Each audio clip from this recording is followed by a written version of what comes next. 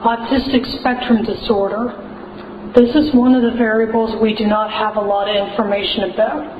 In the literature review of the study, Sexual Behavior in High-Functioning Male Adolescents and Young Adults with Autistic Spectrum Disorder, it is noted that earlier research is problematic because of a compound between autistic spectrum disorder and mental retardation. The study itself, authored by Hens, Hellmans, Kathy Coulson, Christine Verbaeken, Robert Vermeuren, and Dirk Dubout, and published in 2006, did not track how the participants identify in terms of sexual orientation, though it was noted that one of them appeared to have no interest in sexuality at all. In a study titled Elevated Rates of Testosterone-Related Disorders in Women with Autistic Spectrum Conditions, published in Hormones and Behavior, Volume 51 in 2007, they reported that 17% of the women in the study identified as experiencing sexual attraction to neither sex/asexual. In the face of limited empirical evidence, I will recite a quote from the book Asperger's Syndrome and Sexuality by Isabel Hinault, and this was published in 2006. I do know of some AS people who are largely asexual, but the majority I know have some interest in sex. I suspect there may be a couple of mechanisms at play here. One is social prejudice, including the simple fact that asexuality is easier to handle when the traditional audience has been parents with kids. Another could be that some people are tactile defensive, which may make sex unpleasant for them, even though they otherwise have sexual interests. Like any segment of the population, there is diversity, and there are a lot of people with AS who are anything but asexual. And what further complicates the scientific process of linking autism to asexuality is the fact that autism exists on the spectrum. Within the category of autism, there is a large degree of variation, which makes it difficult to generalize findings. Sexual abuse. Depending on population and definition, childhood sexual abuse affects 2 to 62% of women and 3 to 16% of men.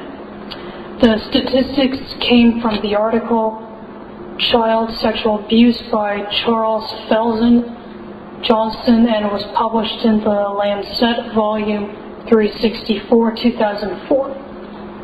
At this time, researchers do not have a fixed definition of what constitutes sexual abuse. So basically, each researcher is free to define it how they choose, which makes it very difficult to compare, contrast, and generalize. Approximately 1 out of 6 women have been victims of rape or attempted rape. 1 out of 10 sexual assault victims are men. Looking at these statistics, it seems to be abundantly clear that sexual violence is rather common. If in fact there were a direct causal relationship between being sexually abused and being asexual, it would seem a larger percentage of the population would be asexual, rather than an estimated 1 to 2% of the general population.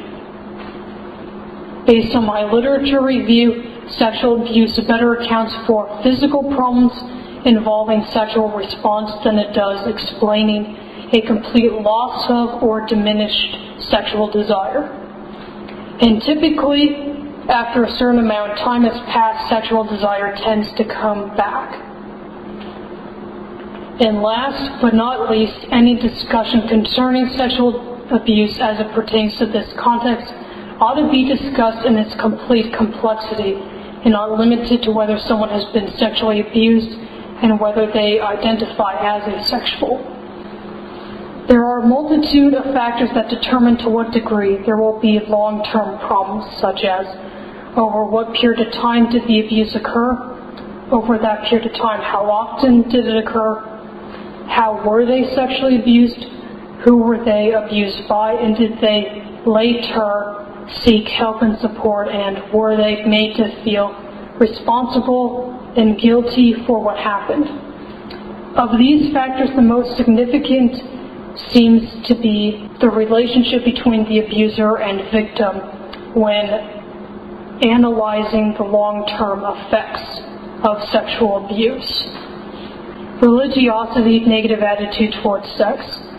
There are a number of problems with just saying that religion or having a negative attitude towards sex is a root of asexuality.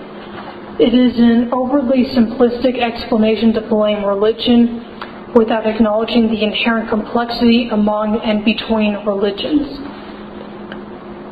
Among various religions and even within the same religion, there is a great deal of variation when it comes to attitudes concerning the purpose of sex, the importance and significance of sex, as well as how and by what means should sexuality be regulated and whether sex is regarded positively, negatively, or neutral.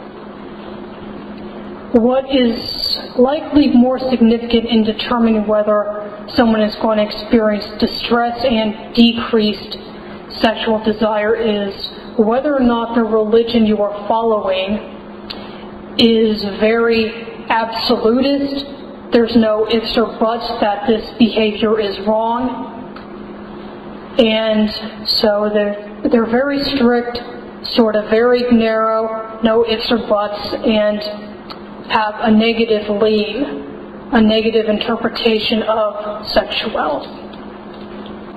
Another thing to take into consideration is to what degree has the individual internalized any negative beliefs concerning sexuality.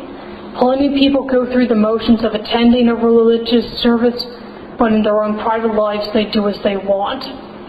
However, on the other hand, these negative ideas concerning sexuality are so pervasive in Western culture, I think, particularly in the United States, that you don't have to attend a religious community to at least know of these ideas.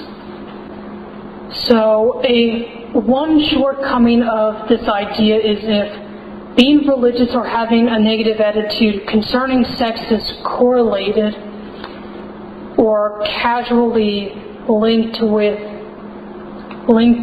sexual dysfunction and asexuality, we would expect to see a lower incidence of sexual dysfunction and asexuality among people who are agnostic and atheist. So the exact percentage of religious to non-religious people who experience sexual dysfunction and or are asexual is unknown, but what is known is that sexual dysfunction is not mutually exclusive to people who are religious.